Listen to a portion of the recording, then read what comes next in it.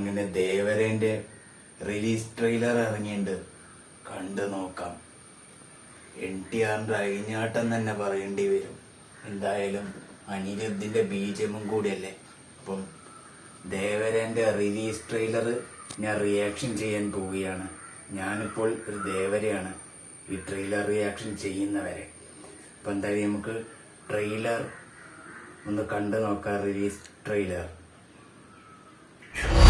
ഞാൻ ഇന്നലെ പേടിപ്പെടുത്തുന്നൊരു സ്വപ്നം കണ്ട് ജോഗിലമ്മ. ഈ സമുദ്രം രക്തം കലർന്ന് ചെങ്കടലായി മാറിയെന്ന അതിന് കാരണം ഞാനും എന്റെ ഈ കൈകളുമാണെന്ന്.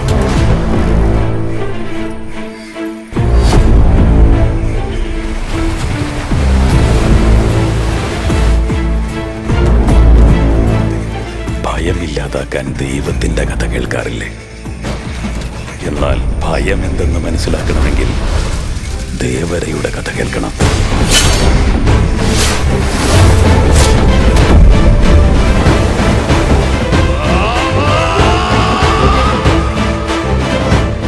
സമുദ്രത്തിൽ ഒരു ദേവര ഉണ്ടായാൽ മതി.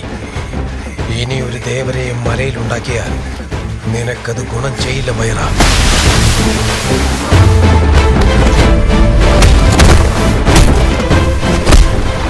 അവനിൽ എന്തോ ഉണ്ട്. കുട്ടിക്കാലം മുതൽ എനിക്ക് അറിയാവുന്ന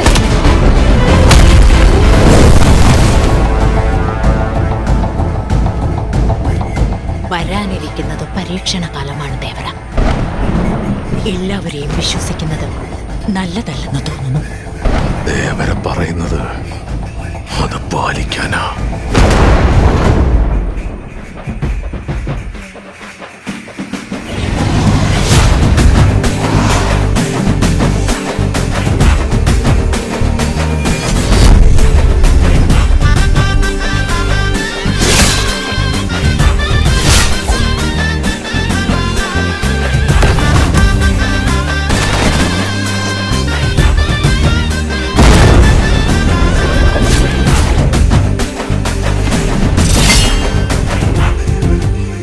പറയുന്നത് അത് പാലിക്കാനാ.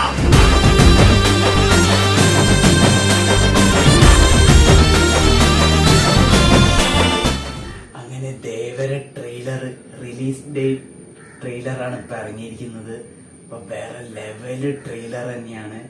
ആദ്യമായിട്ടാണ് ഇങ്ങനെ ഇത് റിലീസ് ഡേറ്റ് ട്രെയിലർ വരുന്നത് ഒരു സിനിമയ്ക്ക്.